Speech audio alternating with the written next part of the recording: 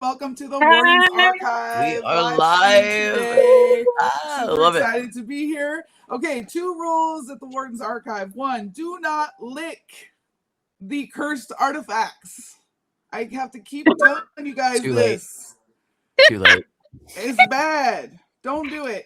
And 2, no bras. Okay, if you're in your cubicle right now, you're in your office and you just joined, it doesn't matter if you're driving, you're going to pull over and you're going to take that bra off. Unhitch and you're that going to bra. let those tatas free because we can't be restricted here in the archive. Okay, quick 2 announcements. The archive has now gained a restricted wing for 18 plus for content that's a little spicy and a little with teeth and a little, a little naughty. So come to my Start Here page. That's going to introduce you to my restricted wing. And that's it. Pretty much the only other new thing in the archive is that we're not taking on any debates. Hi, Mom. I get to say that. Hi, Mom. Mom's here. We're not here to debate. We're here to support authors, any kind of author, no matter what tools they use. So moving forward as of today, people who want to come in and start arguments are not going to be welcomed politely. It's nothing personal, but we call it block and deleting. It's nothing personal, but we are curating a garden of love and support for other authors. So speaking of 100%. Which, I want to introduce to you Brittany and Cody. Today, really, our focus is on morally gray fictional men, romantasy, and we might even talk a little bit about some smut and erotica, some of those things that we are writing. And Brittany, and then we do have Cody from Tales from Saphira, our favorite narrator. Love you, Cody. Actor. I love you guys too very much. Got his guy liner on. I did. This was a specific request. This was a specific request from Brittany, so I want to be very clear about that. Like, we are rocking the guy liner just for Brittany today. So there we are. So let's start with Cody. We'll have Cody introduce himself, and then we'll have Brittany next. Yeah, sure. So hello, everybody. My name is Cody, Cody Finney. On Substack, I'm CT Finney. So I'm a writer, I am a voice actor, and I'm also an audiobook narrator. And I'm really happy to be here with these ladies, these lovely ladies today. A lot of you may know me from my podcast, Project Abracadabra, which we have another episode coming out tomorrow. If I can get it together today and get it finished. And others of you may know me from my serial, which is called A Bargain to Become, dark fantasy fiction piece that follows so many different tales and things. And yeah, so that is my intro. Hello all. Hello. I know, we love Cody. All right, so, and then Brittany, introduce yourself. Hi, guys. I'm Brittany Ricker. My name on Substack is B.A. Ricker. I'm an author. I'm a single mom of an 8-year-old daughter, and I just met all these lovely people not too long ago. I haven't been on Substack for very long, maybe like a month, I think. Mm-hmm. Yeah, I think so. And it was the best thing. Yeah, it was the best thing I have ever done. Like, you guys are amazing. And I don't think I'd be where I am right now if I hadn't been on Substack. Some of the things that I write on Substack, The Last Kin, it's about a vampire dystopian world with 2 species of vampires. Then there's my cyberpunk, which everyone apparently is loving, Static Run. And then on my restricted section of my world, I write a very heavy, very non-consensual monster smut. For all of you, there's lots and lots of triggers. So please read that before you go typing. Read your trigger warnings. Lots and lots of tentacles and forced stuff.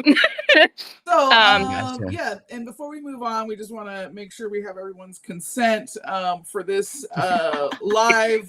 We will be dropping words like dick.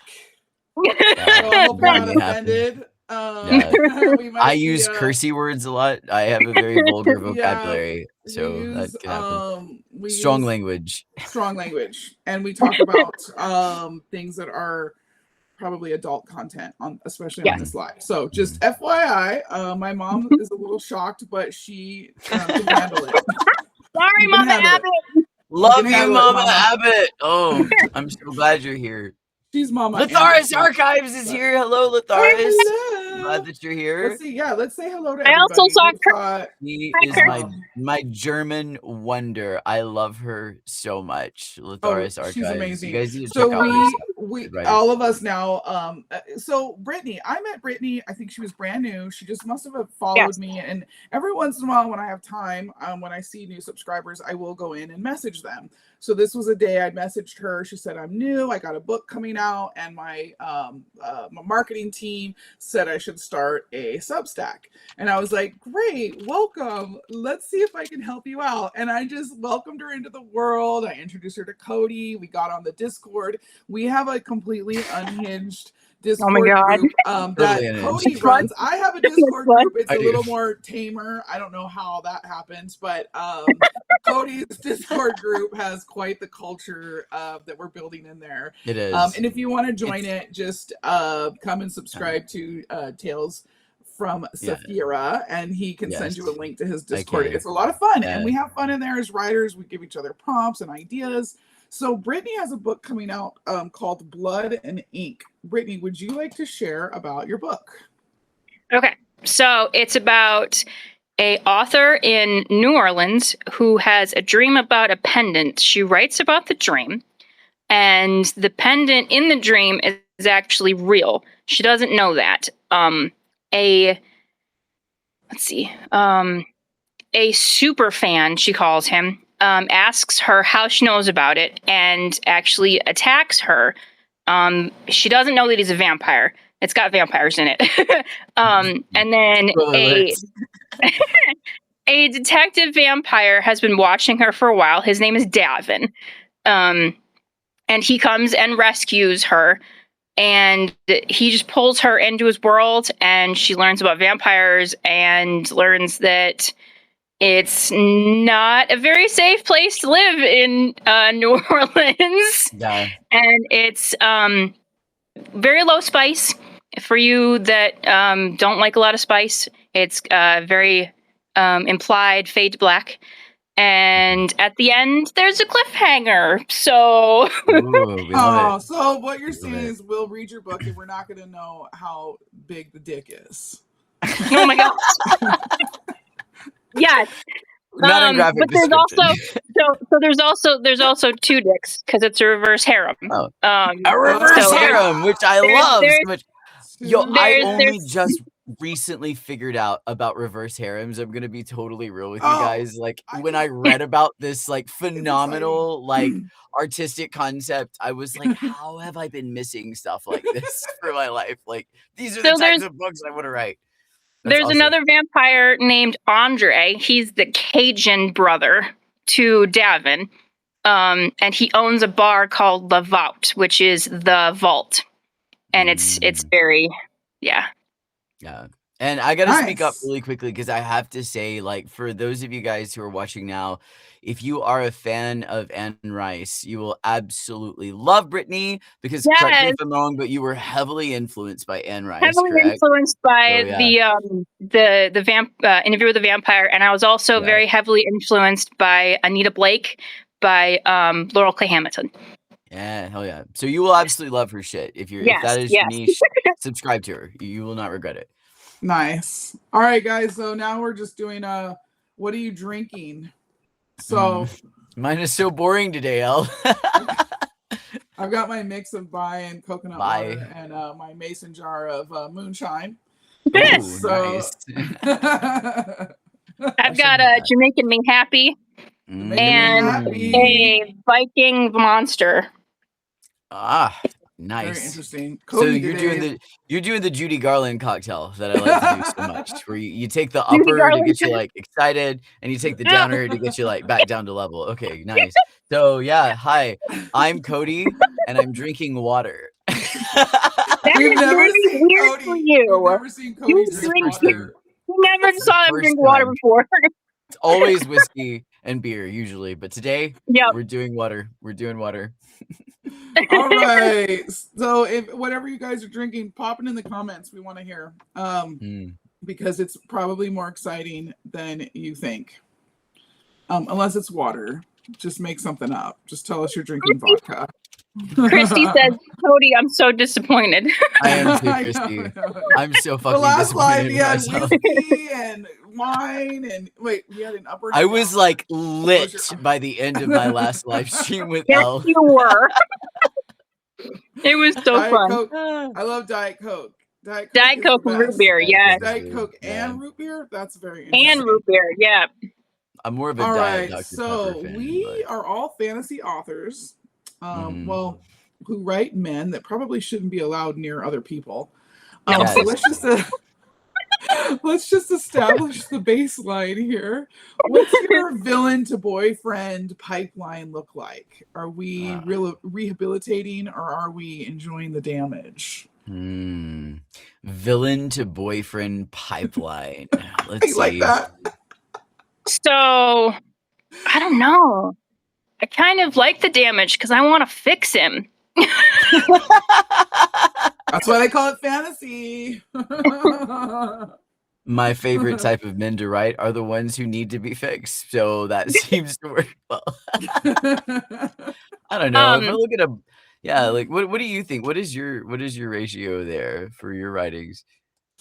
I don't know. I'm not much into rehabilitating. I like my restrained Warden types. I actually am not the best at writing morally gray men, which I thought would make really interesting to be picking your guys' brains about how you develop the characters, how you develop their wounds, what is it like writing a character who's broody, who maybe just treats the rest of the world like crap, except for his love interest. Like, how do you come up with that? I want to know. Do you want to take it first, or do you want me to, Britt? I'll go first, I guess. All right, go for it. So I used to watch a lot of like morally gray stuff, like Vampire Diaries and True Blood and Buffy the Vampire Slayer, and so I love my morally gray men. I think the best men are those that have trauma. And the women that come into their lives and say, "Oh my God, look at this man! I'm gonna fix him." So I like to make their background tragic and give them trauma to be conflicted with and just go from there. I mean, it's all about how emotionally damaged I can make my men. Yeah. So to be honest, is morally gray just a polite way of saying he would absolutely ruin my life and I'd let him? Yes. 100%. Yes, absolutely. It would make my therapist. Neck. You can bite it right. Here you go. Right here. Right where that vein comes out. You can go between my legs too. There's even a bigger artery. Get right in there with them the juicy artery, right where the thigh is. Yeah. No. A few I'll places. be dead as long as I can get some of that vampire dick. So, I guess like for me, it's very different. For me, it's very different because it's all about like I'm not a romantasy writer. There will later be an element of romance in my novel, but at the same time, it's like I'm more interested in like the character psychology. So I like to start with a character who seems totally perfectly normal. Something happens where we show like that trauma that you're talking about, and where we see it happen in real time. And then we start to slowly watch the character just morally fracture and just decay. And so chapter 9 of A Bargain to Become shows just that with my protagonist. Oh my gosh. It was I was screaming at him. Yeah, it's Screaming at him. I love that. As readers, Yeah. though, we love that. Well, mine's a Yeah. little different though, because also like in addition to it's a morally gray man, but it's also a morally gray trans man, right? So I think there's a whole other different layer to his psychology that's actually happening right there. And a lot more to explore because I mean for him it's like, the question is like, what is the price I would pay to make the inside of me feel right with the outside of me? What is the price I would pay to stop suffering, to stop feeling this type of dysphoria, this horrible thing that I'm feeling where I'm in the wrong skin? What price am I willing to pay for that, and what am I willing to do to get that? So that's kind of the question I'm asking with my character Soren. And yeah, as like Brittany said, as we this last chapter is it's pretty rough. It's pretty rough. My boy's been through a lot at this point. Yeah, And then he yeah. gets there and like we start to see him like, we see the decay happening. So I really like the spectrum of the writers sitting in this room right now. We've got a writer who's writing trans morally gray. We have a writer who's got vampire morally gray, and then we have me who writes not morally gray at all. I forgot to put my dogs away. Now they're coming in to visit. You want to say hi? Love it. Dogs are always welcome to visit. Like Yes. This is Cosmo. Oh my god, he's so cute. Hello, Cosmo. How adorable. What a pleasure. I'm so glad that he has a cameo. Hi, Cosmo. Hi. Do you have a Wanda? Isn't he adorable? He's just so good. He just loves to get all squished up. All right. Yeah. Out now. Go on. He's not listening to me.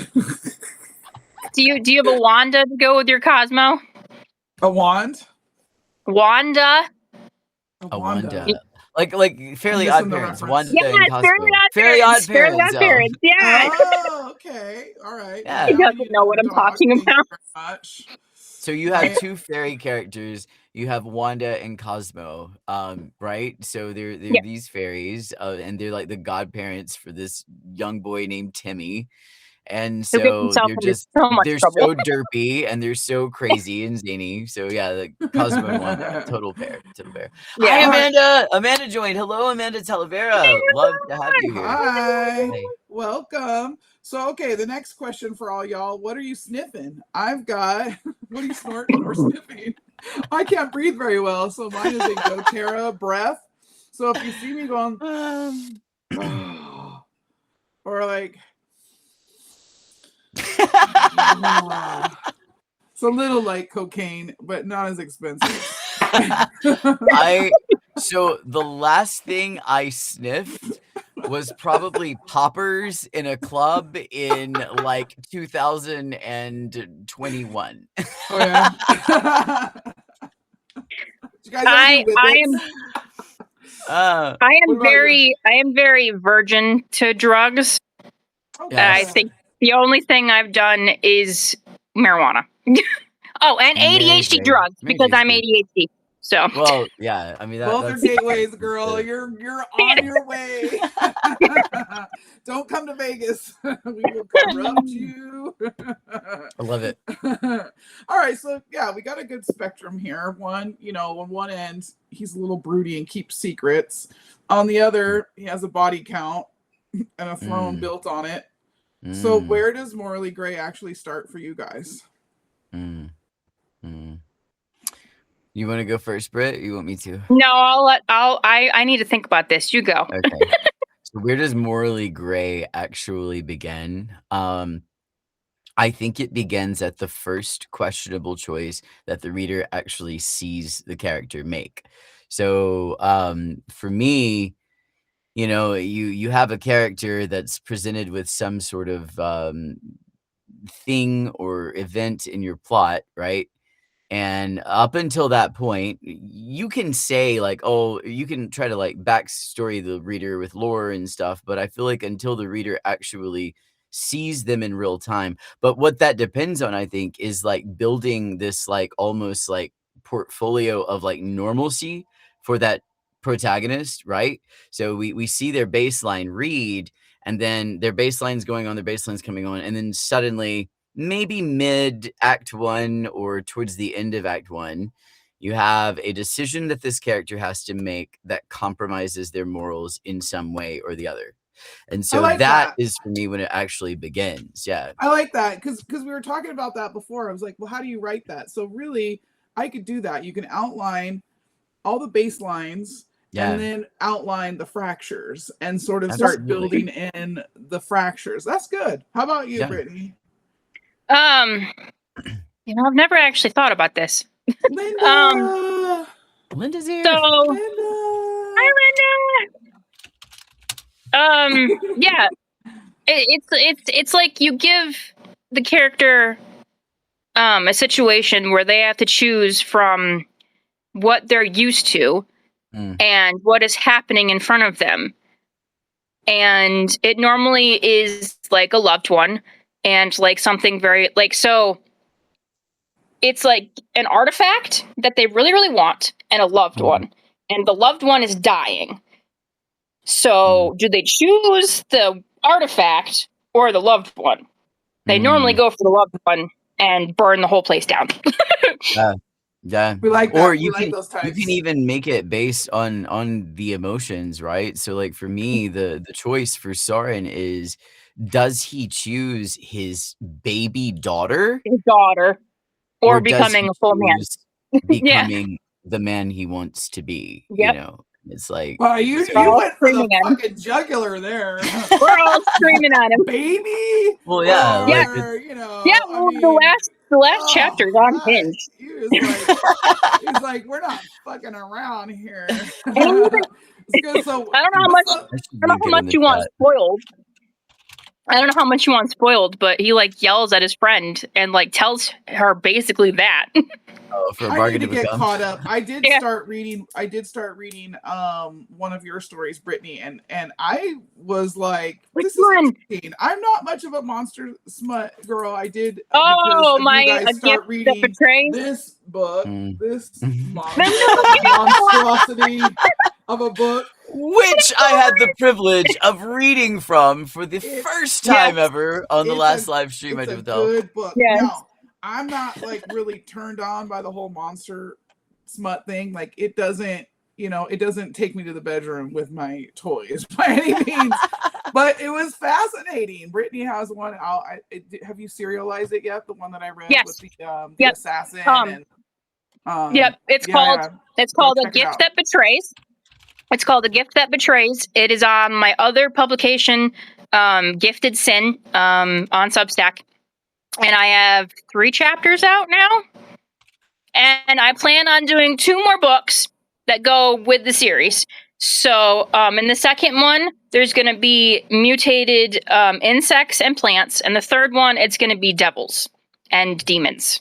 So like I'm actually dying to read chapter 2 and chapter 3. But yeah, there was some tentacly all the tentacles. In there it was so well written, and I read that one as well. It was really fascinating. And then I do need to I'm probably just gonna wait for you to be done with Cody with your story. I'm just gonna wait the bargain to become. I'm gonna wait till it's done, and then I'm just gonna binge the whole thing. All right. So for those of you guys, like, because I got so many writers here on Substack, and I hate it when I'm like, I'll read one chapter, and then I'm gonna go to High Dang, and I'm gonna read one chapter, and then I'm gonna go see Jonathan Scar and read one chapter, and now my mind is like muddied with all these stories. Not to mention my my to be read list is getting insane. The other day on Facebook, I got to show this to you guys. Somebody was advertising these really beautiful, the beautiful books about a horse shifter. And I was like, dude, take my money. And I just got today. Nice. Okay. Ooh, that is pretty. Look at how beautiful this is. Love that. Wow. You said a horse shifter? I know, a horse shifter, which of course my book, The Warden, is about a Unicornus elata shifter. It came with a bookmark. It's such a pretty book. Like, look at how beautiful this book is. Totally cool. Wow. I love that. Oh, My dark horse wow. print. Got the sprayed edges, and I got 4 of them. I think it was like $100 or something, or $110 for 4 of them, and I was like, "Take my money." Oh, I love that. I'm This is beautiful. Somebody cover said art. we're not going to hear from you for a while for your books. Well, I still need to finish reading Throne of Glass. I'm like halfway through that series, and you know, I have a lot to read, and yeah, it's time for me to. I need a balance. Some of us need to find a balance between writing and reading. Like I feel like, you know, it should be every other day. I need to read as much as I'm writing, and I'm not. Latharis Archives wants to know if you're moving on from the Minotaurs. It's hard to move on from Minotaurs. I'm kind of getting a thing for that. They're you know, they got Morning big Glory dicks. Milking They got Farm. big dick. They got really big dick. So I have a question I'm for really blushing so much. I have a question for both of you. Okay. Do it. What was your first spicy book you ever read? Oh, I know this one right off the top of my head. No, okay. So, I'm a proud bisexual male, for those who don't know. Cis bisexual. But when I was in middle school, that wasn't always the case, right? Because like I'm trying to figure out myself, I'm trying to know what I want or whatever. And I remember sneaking into the library, and I found this one book called Dream Boy.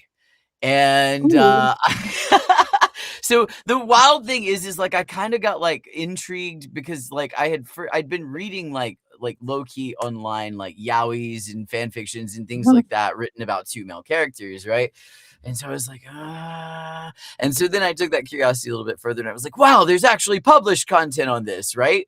So I remember I didn't want anybody to know that I had this like secret gay side to myself. And so I would sneak into the library, and I would go to this aisle, and every day I would pull the book out, and I would read some chapters from it until someone like came along, and then I would quickly like shut it and shove it back in the stacks. And come back the next day and do it all over again. So like that was my first experience. Who was the author of that?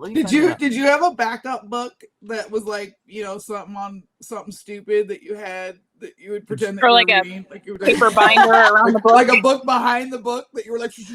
No, I just shamefully like huddled myself over the stack like Gollum, you know, from Lord of the Rings. Yeah, and like I was reading Jim Grimsley. That's the name. So it's and I encourage you guys to read it because it was like a very early work of like queer fiction. Like this was before people were like actively releasing it, but it's called Dream Boy Dream Boy by Jim Grimsley. So there we go. I'll put it in the chat for you guys. Yeah. Amanda says fan fiction got her into smut. I read Beauty from Anne Rice, and of course A Court of Thorns and Roses, which I don't really consider smut now that I've you know ventured out from there.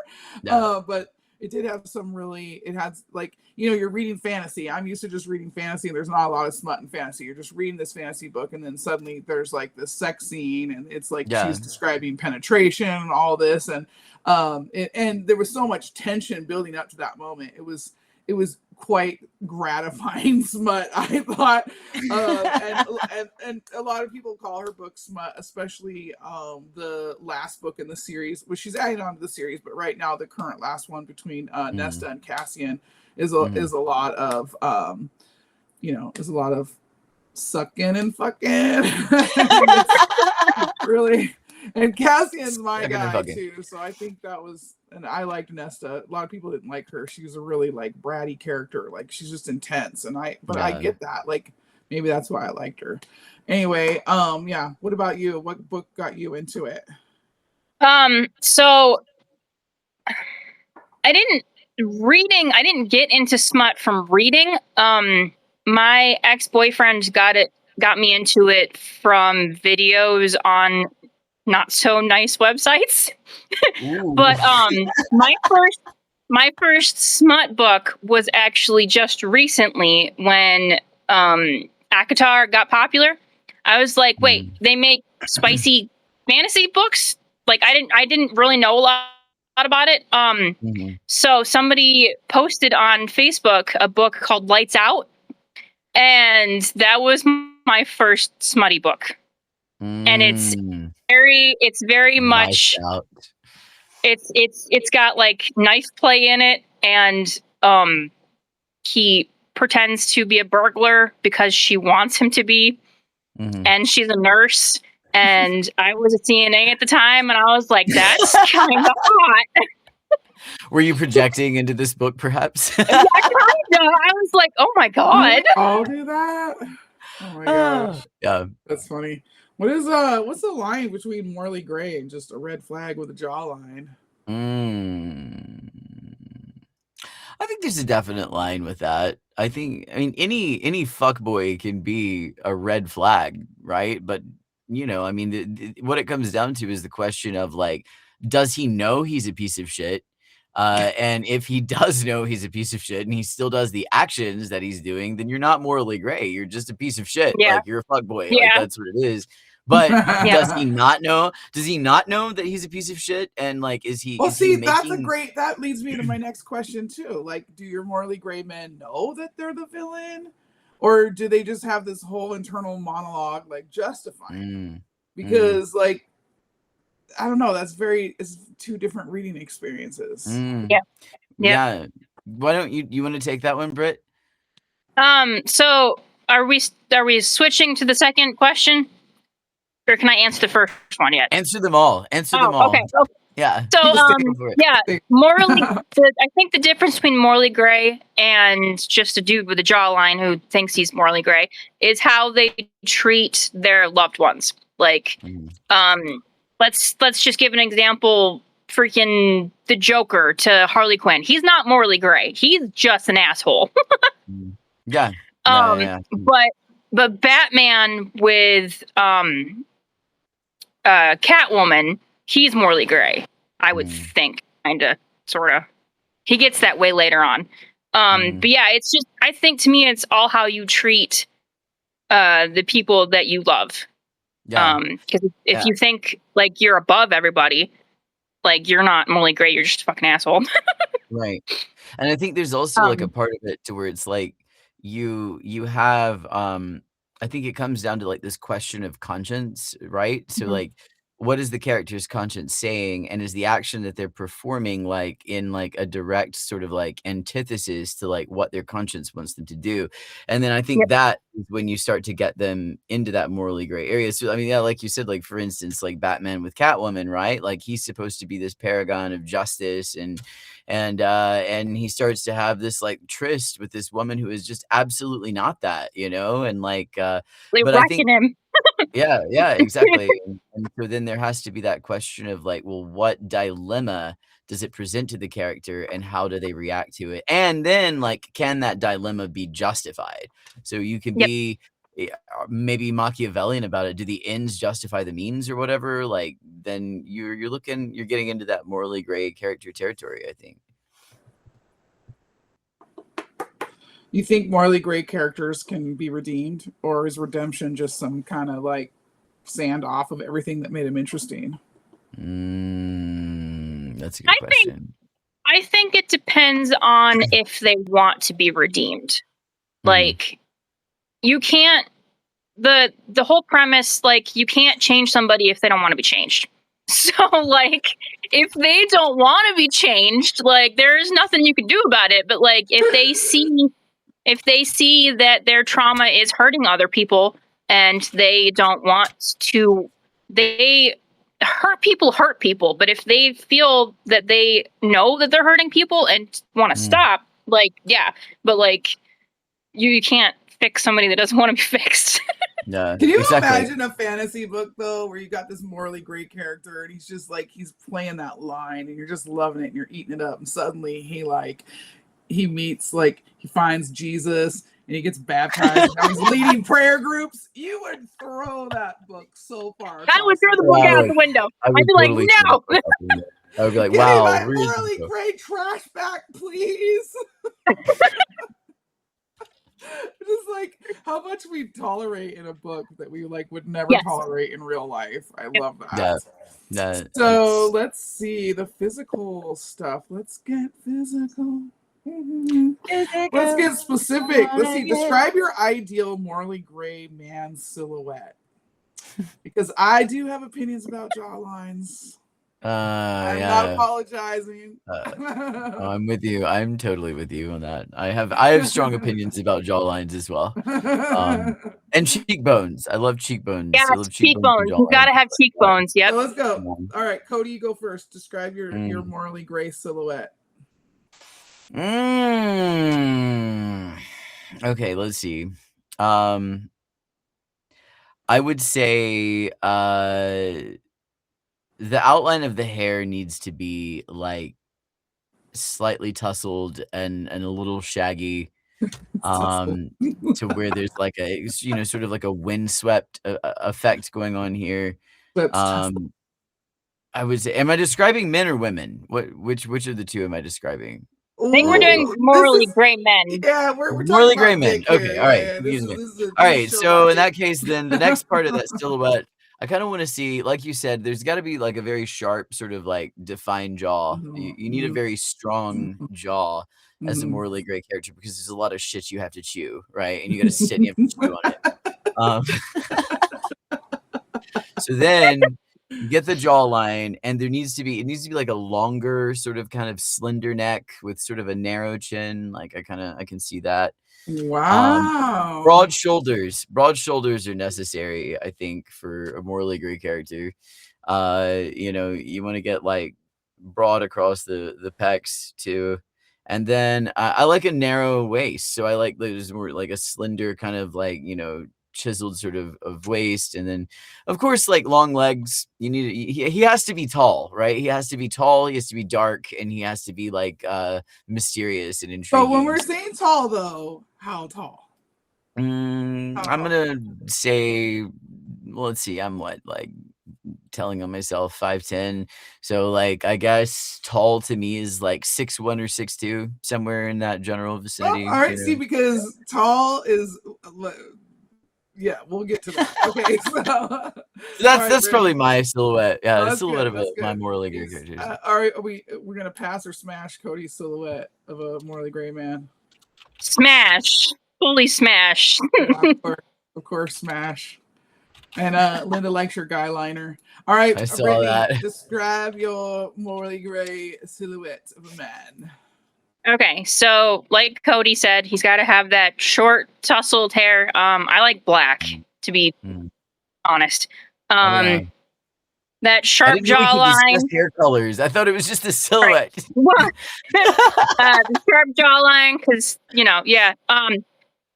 I like Roman noses. I don't know how you guys feel about noses, but like I don't know. There's something with Roman. It's just I don't know. Yeah. And then the broad shoulders, the nice chest. He's got to have a nice ass. I'm an ass girl. Nice. He's gonna have a nice ass. I like squishies. She's an ass girl. Yes.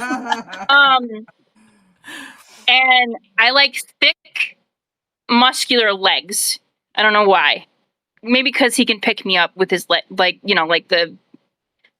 his legs, not with his back. Yeah, lift with his legs, not with his back. Noise ass. Yeah, I'm from New York. I'm sorry. And I like brown or hazel eyes. I know that all stories that I've read, the main character is blue, but brown and hazel need some more freaking representation, man. Quick question. Do you guys ever find yourself like changing your character's eyes, like just specifically so they don't match an archetype or a trope? Yes. Right? So like, yes. I don't want a protagonist with blonde hair and blue eyes. Yes. I feel called out on that because I did that in the Warden. I started off with like these kind of darker blue eyes, and then as I was writing, his eyes were always like dark, like that bedroom dark. I don't really know which way I'm going to go in the Warden, but I better just fucking flip a coin and make a choice. Yes. But yeah, I have. I changed. What? I just changed Kaylin's eyes in my cereal like 3 times before I actually published it. Right. Like I'm sitting there having an existential crisis over it. I'm like, anybody in the comments have this issue? Because I didn't really know it was an issue until today, and now I'm finding that we all have issues with eye colors and changing them up. Somebody says amber eyes. Amber eyes are pretty. I like amber eyes. Oh yeah, amber's really great, definitely. And probably underwritten and underrated. Yeah.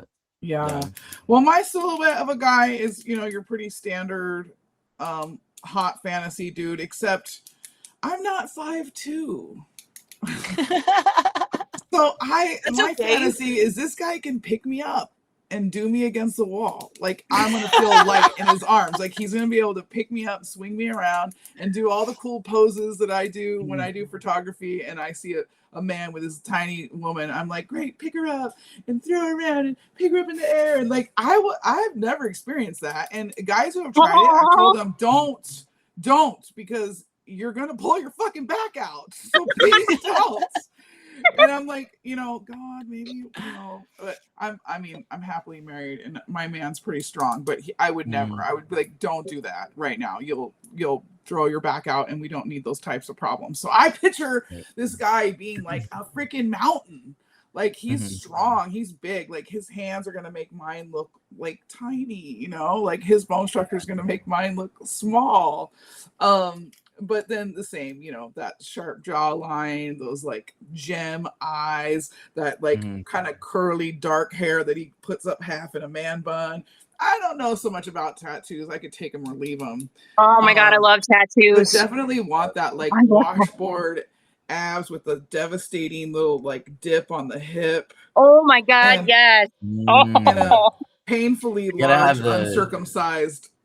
Did you say uncircumcised? Yes, honey, uncut all day. You have to have the. I definitely agree with that. Like the V splash is what I call it. Oh yeah, you gotta have the V splash. My heart like. You know what's wild? I learned about that. I actually researched this. Like some men do not genetically have that. Like it's a genetic thing. Like you. Is it really? Yes, it is a totally genetic thing. So you can have like, and then some men like they work out or whatever, and they never develop the V splash or the V dip because their body doesn't have a way to create it, which I thought was really cool. It was like, wow, that is really interesting. That is really interesting, but isn't it devastating though? Damn. It is. Yeah. Every man should be able to have one. Like tall, dark, and should be in therapy, or compact, calculating, and genuinely terrifying. Let's discuss. Tall, dark, and probably should be in therapy. Okay. What's the options again? Read them one more time. Tall, dark, and should be in therapy, or compact, calculating, and genuinely terrifying. I love a compact. No. Cody's like, I think and genuinely terrifying person. Yeah.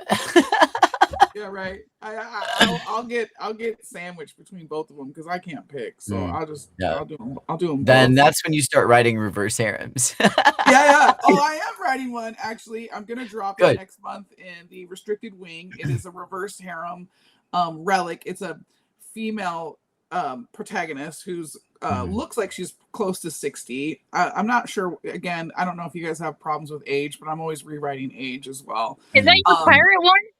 Yes, a pirate one. Yeah. Yes! So the more she gets pleasured, the more like treasure maps will show up on her body. So there's just there's a lot of sex. What a concept! It's a lot.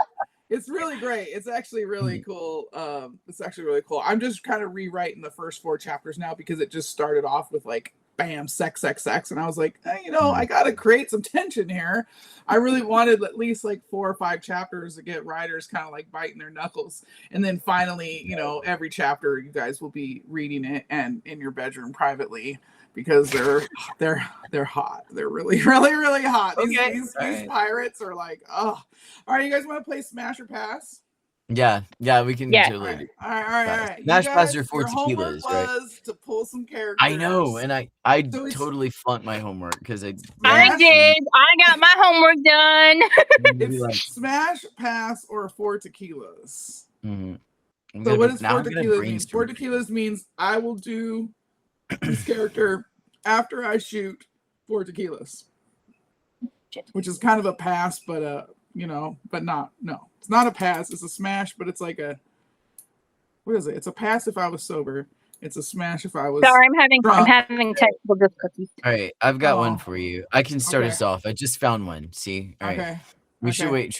We should wait for Britt to recover from her technical difficulties, though. I think my phone's about to die.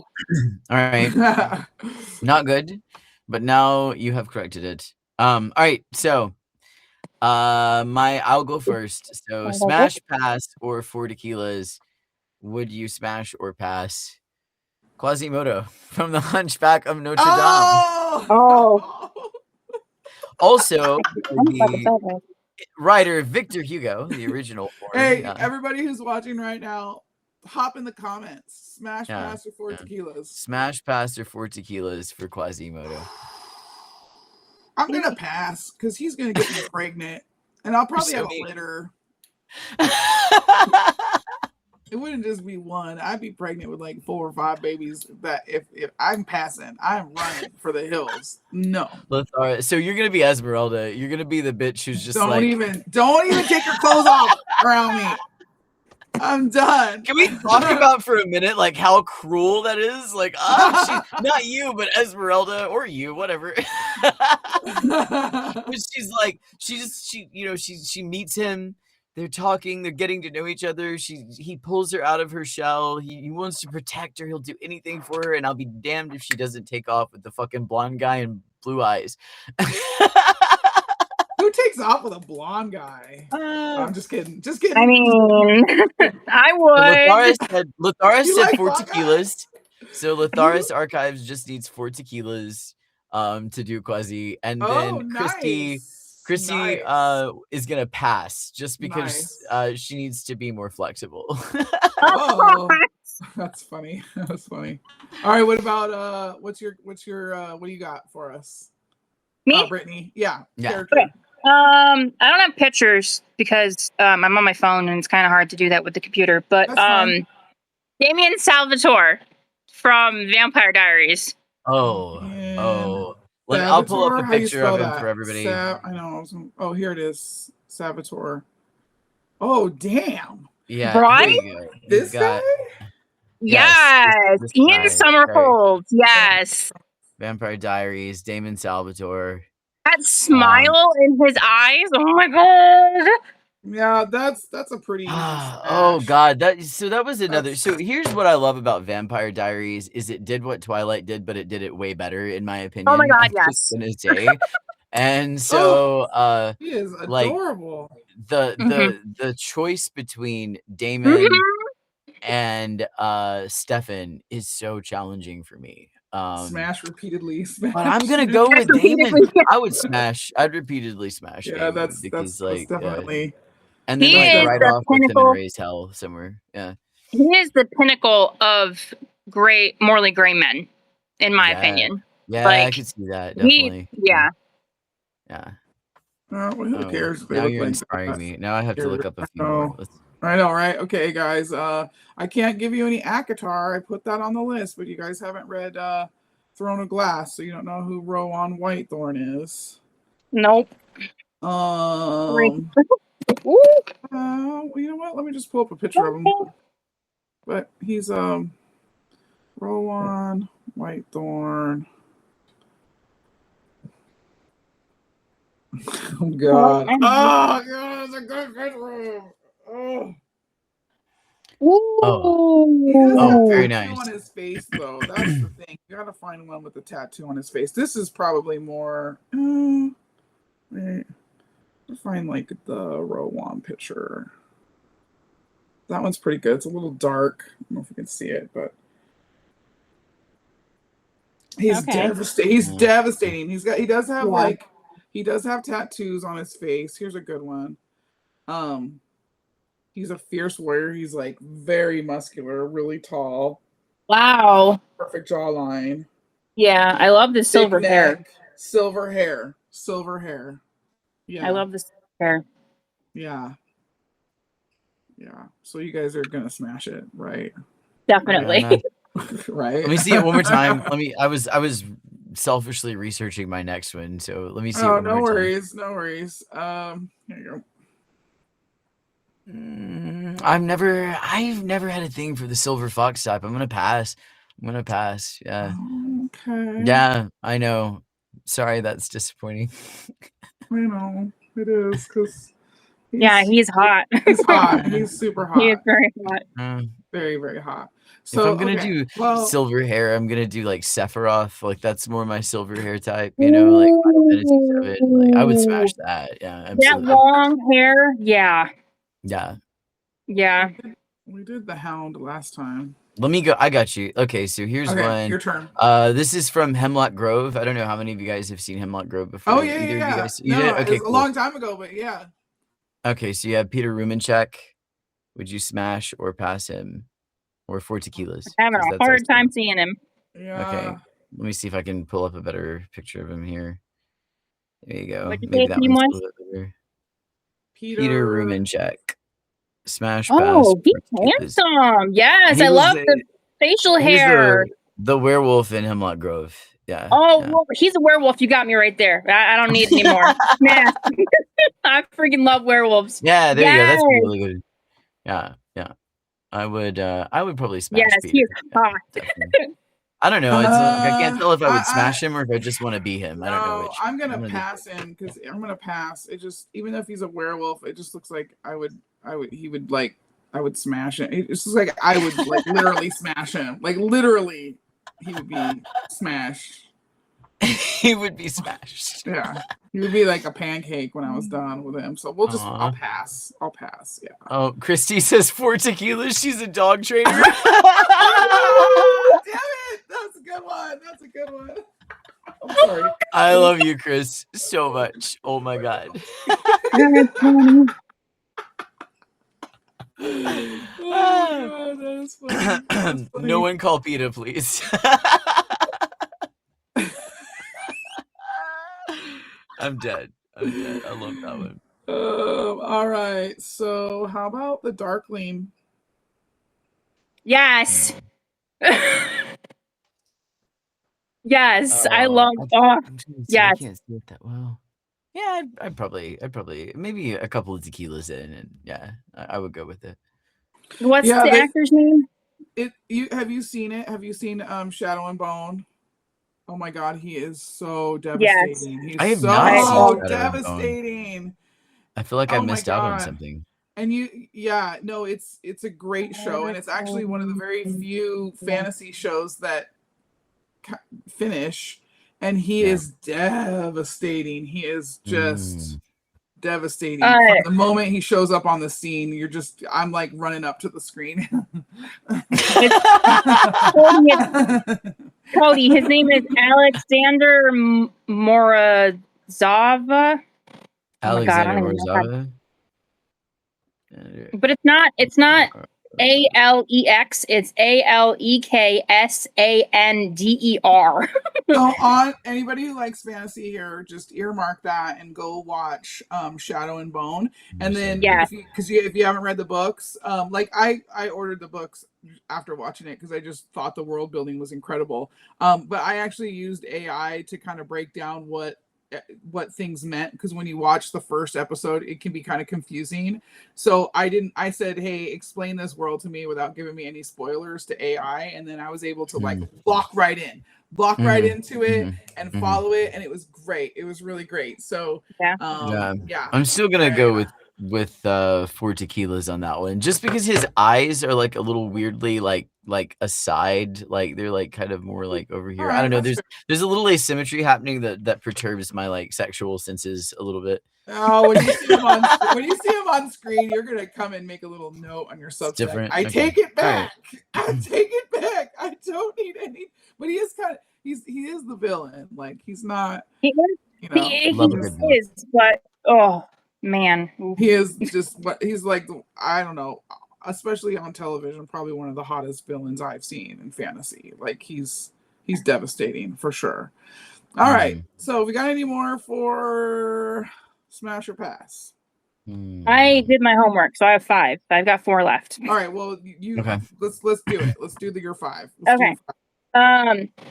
Beauty and Beast from Beauty and the Beast, the live action one, not Prince Adam, Beast. The actual Beast. 4 tequilas. I'm gonna say 4 tequilas as well. But I was one of those. I was one of those who was like low key disappointed with his transformation and just totally read disappointment. like you're like, this man has been a beast. It was like since he was 17. He should have like facial hair and like chest hair, and then you get like this prepubescent mole rat man. He was a twink. He was a twink when he came out. Just a twink man. Yeah. Like, where's the facial hair? Exactly. He seemed like he'd be good at Shibari. Chris is on a roll today in this chat. Chris is awesome. I love her. I had a thing.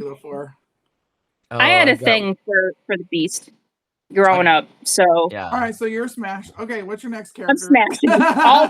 all first. Just give it to me. Let's see. What's your next one? What about the whatever man you just wrote recently?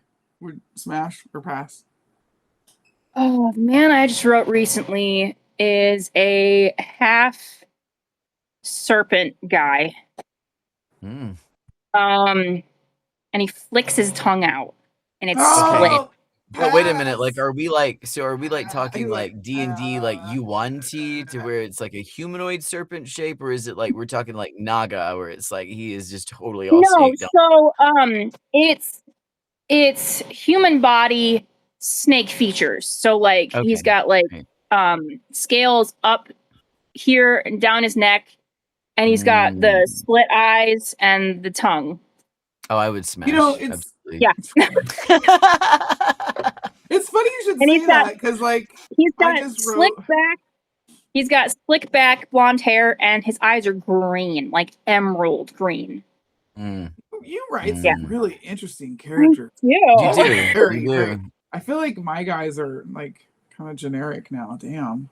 You have a wild repertoire too, Britt. Like your repertoire is like so like like it's very expensive. The funny thing about The Last King is it actually came to me in a dream.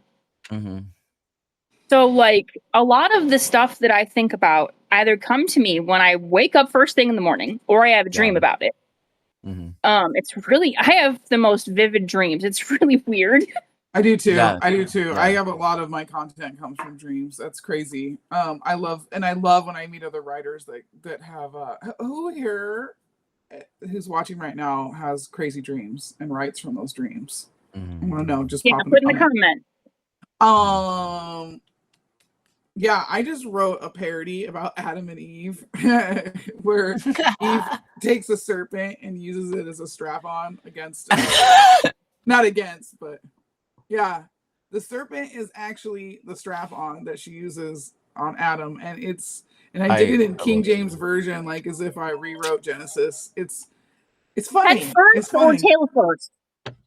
Well, we don't specify, so use your imagination.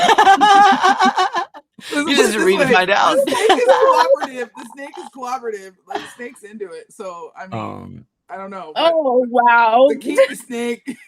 No, okay. Like. Can we give your viewers can we drop something on them? Can we drop something on them real quick? Okay. Do it. I will be narrating this story for Elle, her Adam and Eve story. Yay! I'm going to do it. I am busy at the moment, so as soon as I get as soon as I get over some of my other projects right now, so once the musical is done, once I finish Stephen Thomas's audiobook, my next focus is going to be doing a narration of this short story for Elle. So it's free. It's free. I'm excited for it. It's free in the restricted wing of the archive. Yeah. So if you go to the restricted wing of the Warden's archive under post. The name of the story is The Book of Eden's Pleasure. There's a lot of content warning here.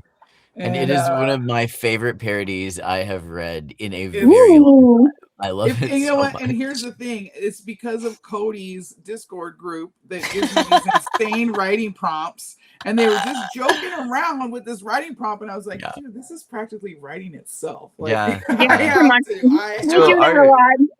our Discord totally unhinged and is it's one of those things where it's like a whole lot of like fucking around and finding out, right? So it's like I like to explain it to people who might be interested in joining the Discord. It is like this assimilation of these massive creative minds all forced into a very tiny space together, and it is just what happens when they all explode, and sometimes on each other. It's a lot of fun. And it's so much fun. It is so right now we're at 2:00 and I'm just going to check in with you guys and check in with the viewers. Do you guys want to stop here or do you want to keep going? I have a few more questions. Like I think we could probably go another 10-20 minutes if we want to just go through a few more questions. Yeah, we can. I've got the data myself, so you're down. Yeah. Okay, cool. What about you guys watching? You're all yay, they're into it. Hey, Shannon. Yeah, more joining. So yeah, there you go. Hi, Shannon. Welcome. We got 23 people. Hi, everybody. When you're writing a morally gray man, is there a moment where you go too far and have to pull back? Or do you think that most authors don't go far enough? Ooh. That's a good question. You go first, Britt. Man. Yeah, I don't think I go far enough, to be honest. Wow, that's so funny to hear you say that, because I don't believe I do, but I don't know. You guys have read my stuff, so I'm a giant critic of myself. That doubt demon, man, it is heavy in my mind. Yeah, I don't think I go far enough with my morally gray men, but I mean, I don't read my stuff to like critique it. Yeah. So for me, I like to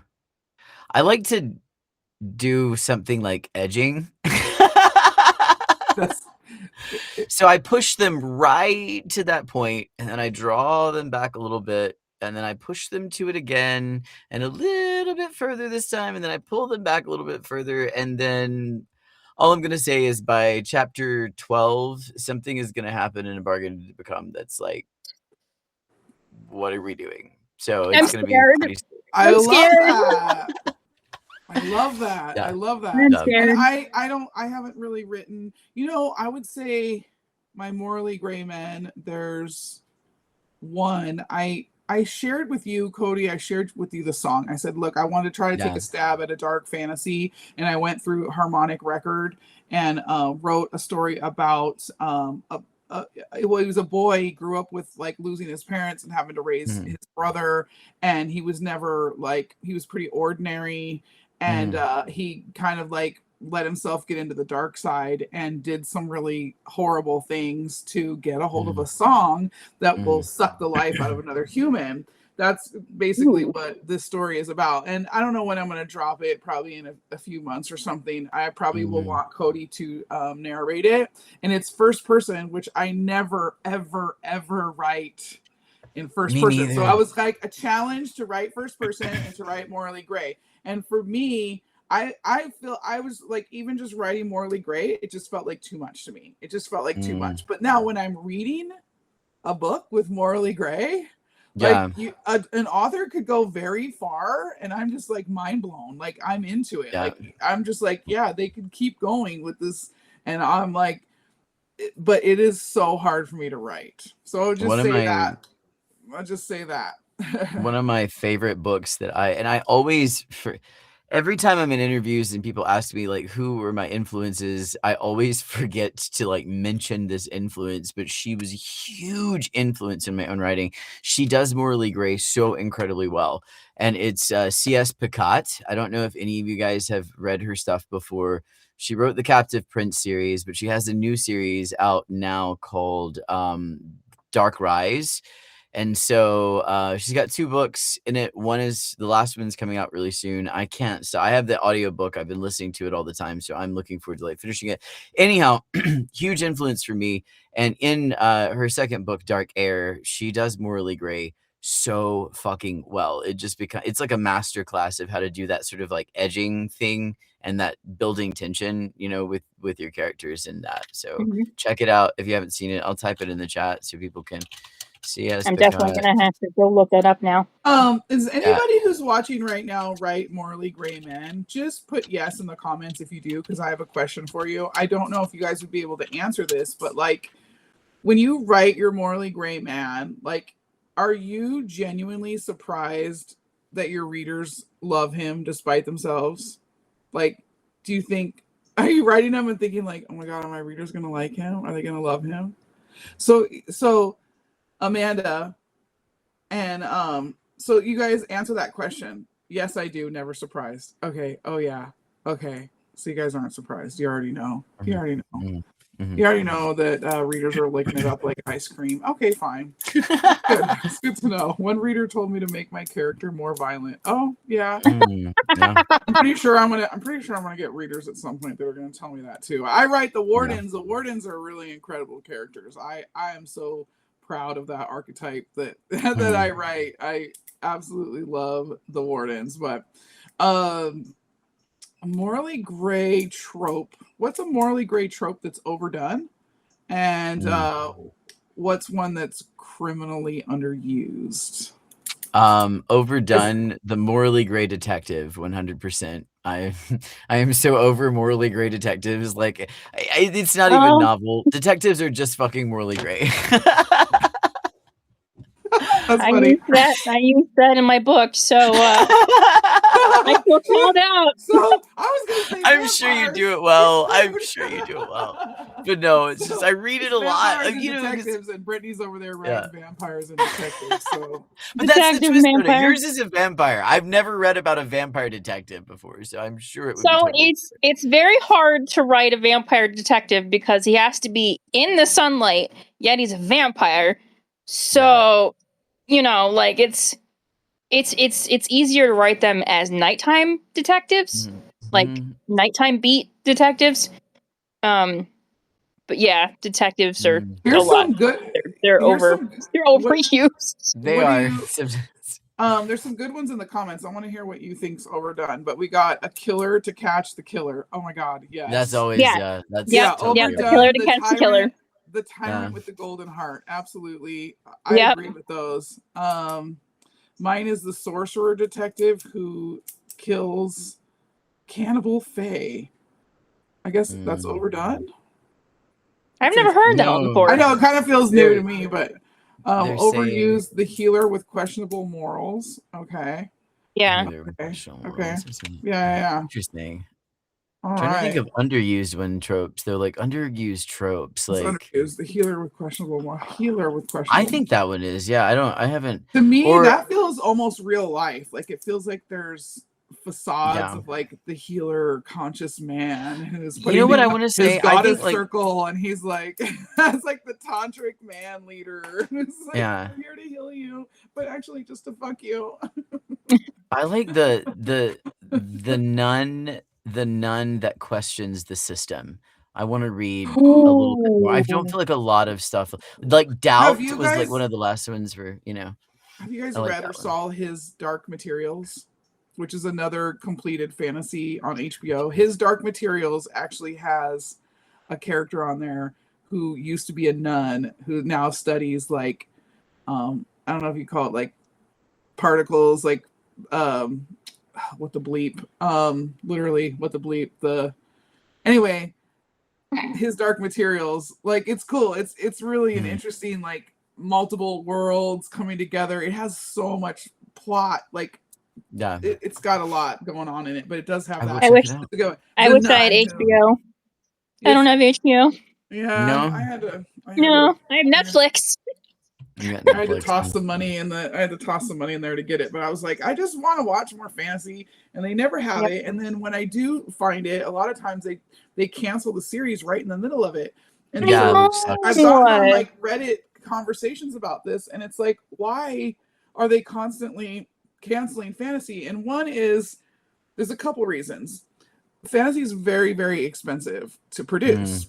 Yeah, lots of And CGI. always with fantasy, you've got a huge portion. That's why fantasy books are so big. You have this first 200 pages is just kind of your world building part, and so so you've got this like season or two before it just gets fucking epic. And so by the time it's getting epic too, the producers and the actors are starting to like kind of create their own thing, and they start to get away from the books a little bit. And then you got fantasy readers who are like pissed off because it's not following the book, and so they're falling off, and so then they're not making money, and so then it's done. Yeah. No. Yeah, that sucks. Hey, Koss is on. Koss, hey Koss. Glad to have you. He's So another anyway, member of our Discord cult that we have. Yes. our Discord cult is now a cult. That's what it is now. All right, guys. Monster romance enters the chat. Okay, is a Ooh. monster man morally gray, or is he just operating on a completely different ethics? Like, does morality even apply to a monster? I don't think so, because look at Frankenstein's monster. Yeah. Right? Yeah. Like if I take it back to like Mary Shelley, who was like the original like monster romance writer, literal romance writer. Like I think you have to examine the monsters from a very different like perspective, right? I mean, I don't know what is in their heads. Like, for Frankenstein's monster, for instance, like when I think about that one, like it comes back to life. It's been ripped back into this consciousness against its will. Like it's mad at everything and everyone. It doesn't understand itself, but then it somehow learns like fucking Shakespeare, and it learns how to like, speak fluently and write fluently and read fluently. So to me, like, I don't know, even if Frankenstein intentionally murdered a ton of human beings, or Frankenstein's monster intentionally murdered a ton of human beings, I don't know that I would be perturbed by that, because he's a monster and he was, brought back to life against his will. So there's a whole other element, I think, of like morals and ethics to like, what's going through that kind of psyche, maybe. I mean, that makes sense. What about you, Brittany? What do you think? So monsters have been betrayed like really badly, I think. They've been getting a really bad reputation of just being like awful, and it's not their fault. I mean, they look different than us, they act different than us. Some of them they instinct is like primal, and we don't understand them, so therefore what we don't understand we fear. And I feel like if they took the time to get to know the monsters, they would see that they're more like them than like evil. I mean, they don't get enough love. Go read my book. They get enough love there. Go read my book. Those are great answers. Those are great go get answers. Because you're go right. read that. No, both of you guys had excellent answers to that question. Like, you're right. A monster is not like us. We can't really hold them to the same standards that we hold ourselves. They've got a different way of growing up, of seeing the world, of different instincts. I'm still gonna say, that I'm gonna hold them to the same ethics. Like, I'm not hooking up. I'm not doing any. I don't know. The monster romance thing to me is interesting. It's fun to read, but if it's going to hit me viscerally, there better be some like morality there. Probably some. There's got to be some actual romance. If it's gonna like, I personally am not gonna be. And again, like, I read your one chapter there, and it was kind of like a forced sex thing. It's very, very like that throughout the whole entire book.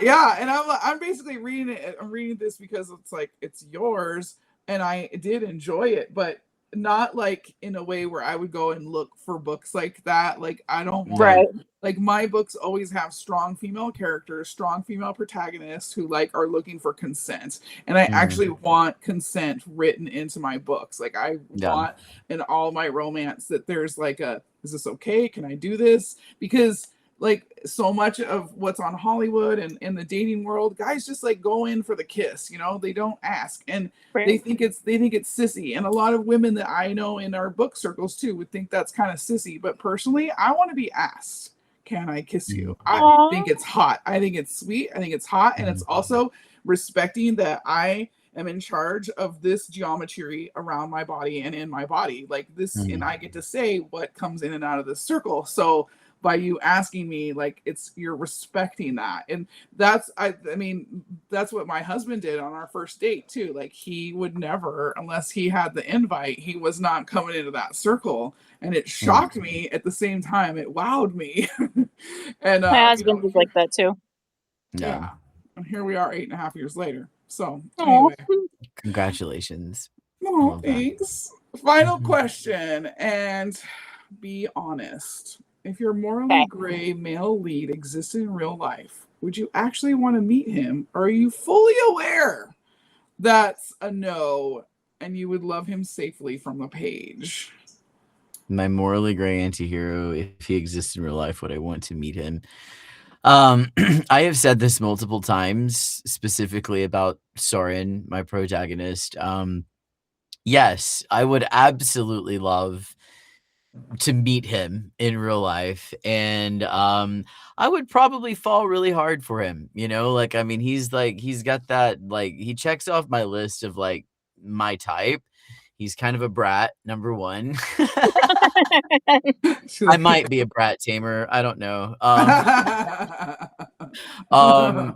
But number two, he's also like super broken, right? And just we like broken things.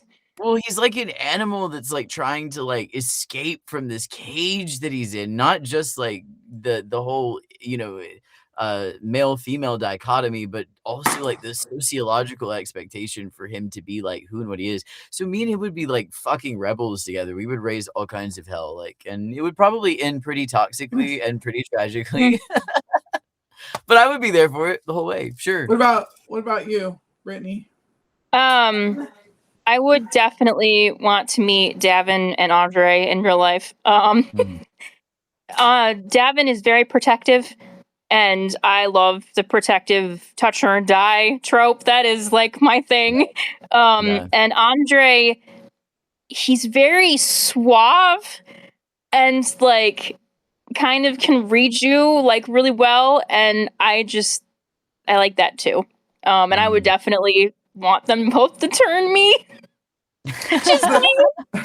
The toucher and die is like, it never fails. What about you, Elle? Like, what would you want I'm gonna love morally gray men from the page. I'm not. That's in real life. You don't want them in your life. No, in real life, my man like calls me goddess. Like, I'm his goddess. Like, I, you know, pretty much I'm like, can you bring me dinner tonight? I don't want to cook. And he brings dinner. Like, like he just, you know what I mean? Like, he's like an acts of service kind of guy. And there's no, like, I don't have to ask permission for anything. Like, I feel like morally gray men are always kind of taking like this alpha kind of man who like want control. And that is not a dynamic that I work in a relationship.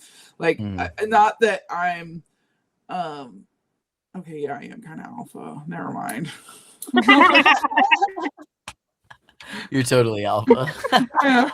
I'm a total dom. I am. And my man is, I sometimes, like, especially when we first dated, I was like, man, God knew what he was doing. I feel like you're somebody that maybe my future self created in the future and like sent back to myself. Cause like, I don't know how the dynamic between us worked so well, but like, I have I've dated the guys before who were like big and muscular and like alpha and controlling, and I couldn't make it past like a date with them. It just, I was losing my mind. I was like, no, I love it. Yeah, but I love him from the page. Oh my God. I will read it all day long. I love it. Like, I'm feeling what it's like to be, like, you take Fourth Wing. I don't think either of you guys have read Fourth Wing either, but Violet and Fourth Wing is I am starting to. Okay, well, Violet, I got it on Audible, so I am like listening to it. Itty bitty. She's like this little itty bitty petite, like you blow wind on her and her fucking bones break. I cannot relate to that. But if I'm reading the book, I'm just kind of putting myself in that body and then like, you know, feeling what life would be like. But so many women like relate to that. So yeah, it's, and the guy, her love interest in there did not do anything for me. And he's hot. He's totally hot. But it just, the way it just didn't like, I don't know. It didn't get me. I definitely thought the Fey Lords and Akatar, you know, like they've got kingdoms and they've got money and power and magic and there was so much more depth, I thought, than the dragon riding school one. But what's good about Fourth Wing is it, you know, it inspired me to write the parody, which we all love. So much fun. Yep. If you have not seen, Project or episode 5 of Project Abracadabra, I am begging you, go to my page now, check it out. I narrated Elle's work, The Unfortunate Pairing of Sable and Cirith, and it was so much fun. So it's check really it out. great. You guys check it out. So yeah, and just a reminder, if you're still wearing your bra, take it off. No bras allowed. All right. So what does it say about us as authors and readers that the men that we write and obsess over would be disasters in real life? And why do we not even care, like even a little? I think, okay, for me, I think that like it's less about, I think it's like when I'm writing about this specific type of character, I feel like I'm writing less about like an ideal of someone and more about like an aspect of myself that I am really not fucking comfortable with. And so I tend to take those aspects of myself and kind of put them into these characters, right? So for me, it's like, I think it's like a subconscious thing. I don't think it's so much as like, you know, saying anything about my type necessarily, because I have a very different type, like when it comes to like romance and relationships. But I think it definitely says something about like who I am internally and like what I'm dealing with, if that makes any sense. Yeah. Yeah, you guys answer this question too. If you're watching right now, you're an author, you're a reader, you're both. Like, what does it say? What do you think it says about you that we write or read and obsess about these men that would be absolute disasters in real life? Which we think, like, if you know, spend any time on TikTok, you're going to hear so much man hate on there. Like, oh, you know, men are the problem, and just it's like this endless encyclopedia of how men are these problems. And can we imagine these morally gray guys and everything they do in real life and the TikToks? It could be, you know, that's actually a really good marketing thing. We could make up TikToks about people complaining about your morally gray men. Totally do that. That'd be absolutely hilarious. But anyway, answer in the comments, and then Brittany, I want to hear what you think about that. I don't know. I think it has for me, I think it has to do with like some childhood trauma. I don't know. Like like I don't know, just that, not the feeling of being safe but not being safe, like with these morally gray men. Like, I don't know. It pulls at something like deep down and like makes it feel okay. like you know what I mean? Safe. Yeah, like it feels, yeah, I like that. I think there's a portion of our lives that just kind of low-key yearns for chaos, you know? Or at least I can say that for like, I feel like a lot of times when things are going perfect, I feel like everything is awful and it's going so wrong, and I'm like, what is wrong? I'm feeling stuck. But like a little bit of chaos is interesting, you know? And so, you know, I would say it's like a safe chaos. Like what we really crave is safe chaos, is safe, morally gray. We want to know that like we're gonna be okay. Like, you know, the carpet ain't gonna get pulled out from us, and you know, we're not gonna die or get disease, whatever. We want to know that it's like we want to experience it in a safe way. Christy made a good point. She seems like, I think it means we're morally complex creatures, and that, you know, we can accept that we all come from a place of trauma and that we like fixing people. Yeah, that's a really good That's point the fixing part. I like fixing people. Yeah, definitely. It also means that safety feels boring, right? Like to touch on what Cody said. When things are safe, we get nervous. We think, oh no, what's going to be pulled out from under us? Why does my nervous system feel like something's going to happen? But when especially it's chaotic, if you grew up in trauma, if it's chaotic, we feel like, okay, this is normal. Like, but when we get like a safe love that doesn't start like blaming us for shit that's not our fault, it's like, wait a minute, is this what like love is really supposed to be like? Like, are you going to change in a month and treat me like shit? Like, what's going on? Yeah. And I think it's like it like hits deep down, like, holy crap, what is this? You know? Yeah. We got some other really good comments on that one. You guys did really good over here. The Grimoire Vaults, I would hate them, but sometimes I crave the toxicity. Probably something to do with my belief of deserving to suffer. Again, a lot of that does come from trauma. So we metabolize a lot of trauma through fiction, and I think that's what actually made me a fiction writer. So I've always been writing nonfiction, and it just already felt like, you know, it's another self-help book, or it's another self-help this or that, and people are just no longer gravitating towards that. It's more like, how can we experience these experiences and be safe? And we can always pick up a book and feel what the character is feeling and go through what they're going, and then, you know, we can set it down, go get a drink and get some snacks and recover, and we get to metabolize it that way. So Amanda said, go ahead. Amanda said, I feel like I have more of an intimate relationship with morally great characters than some people I know in real life. That's funny.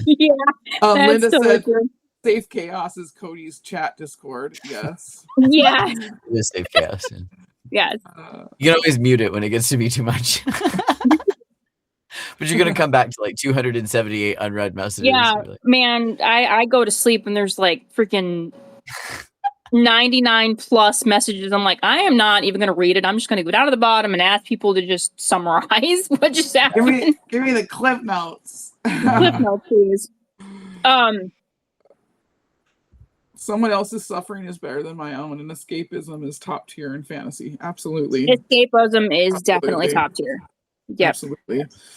All right. Well, I've got one more thing on here. I was thinking we could do a round with character archetypes instead of like named characters. This could be kind of a smash or pass. Like, for example, an assassin with a soft spot. You know, smash, pass, 4 tequilas. Oh, yeah. Or like the king who burned a village down for her. Or like, you know, that. So like archetypes. So let's just start with that. The assassin with the soft spot. A part of me loves danger so much, and we're talking about like safe chaos, right? But I also crave unsafe chaos a lot, which I think says a lot more about me. And I will put myself in so many precarious positions sometimes in life just to have experiences. I've done this a lot, and I think part of it's like I crave that adrenaline rush of it. So an assassin with a soft spot, you bet your ass I will smash 100%. Roger smash, Casa smashing. Yeah. This smash is coming through on that one a lot. Wow. Yeah. Okay. Yeah. Assassin with a soft spot, smash. I'm gonna be like the odd one out and say probably pass or 4 tequilas. I mean, it's just not a lot. I'm gonna do 4 tequilas. I am gonna be fucked like in more ways than one. So there's an assassin. I've had 4 tequilas and he's looking good. Yeah, but yeah. I mean, are we talking like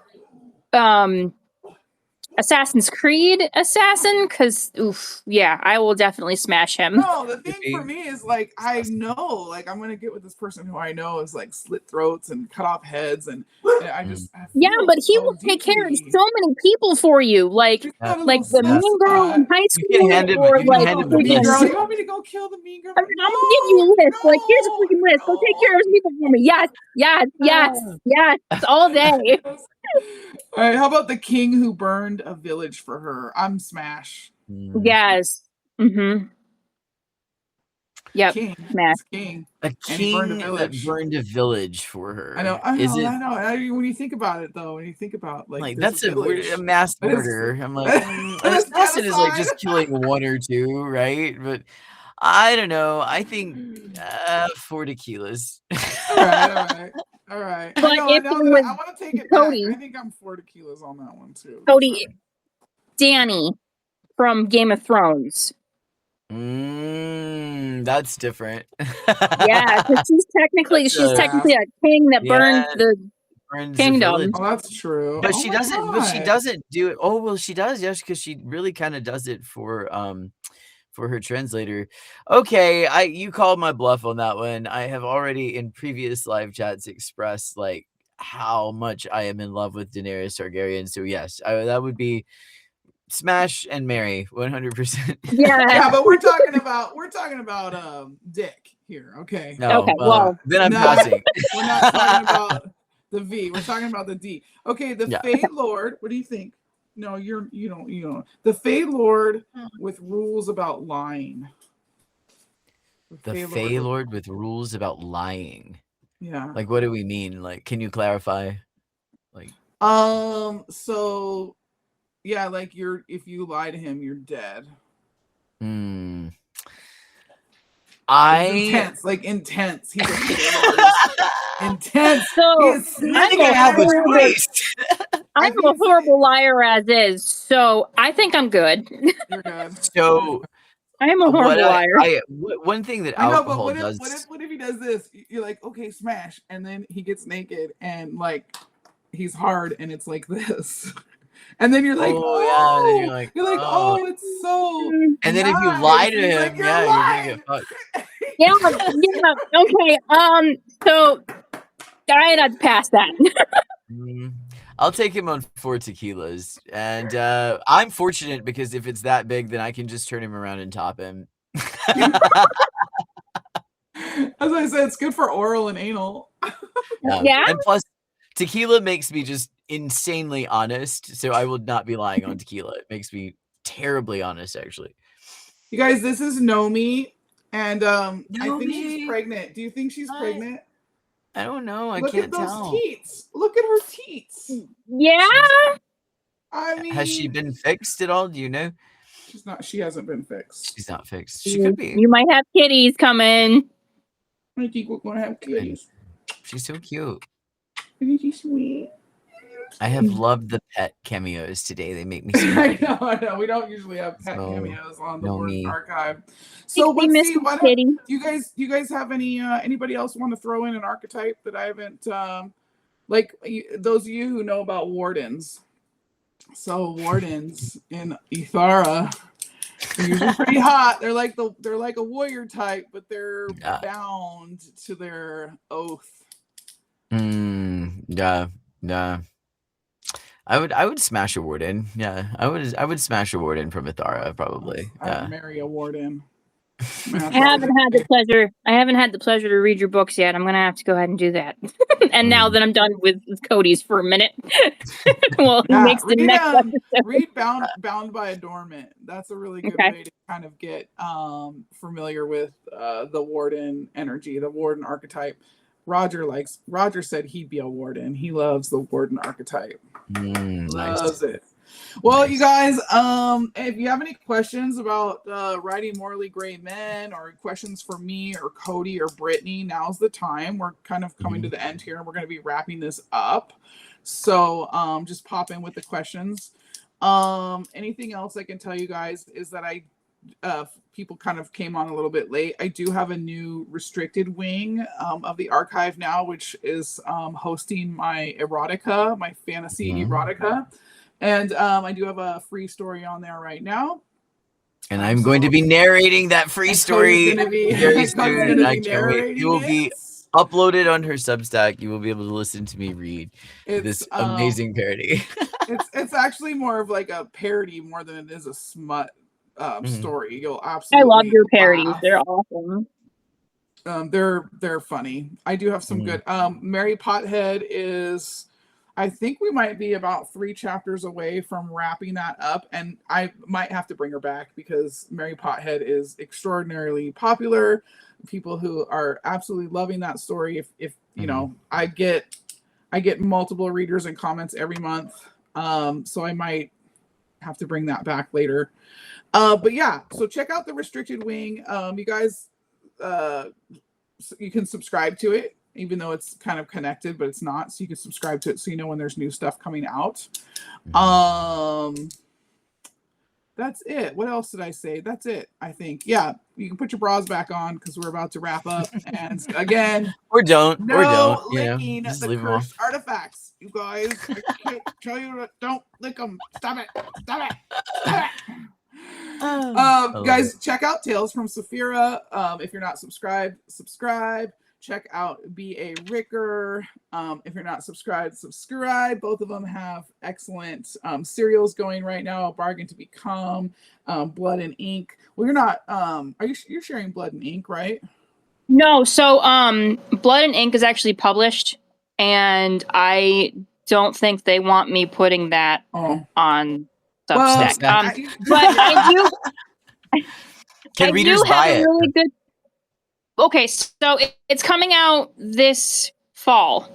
Okay, cool. So I will definitely. What we're gonna I'll definitely be updating it.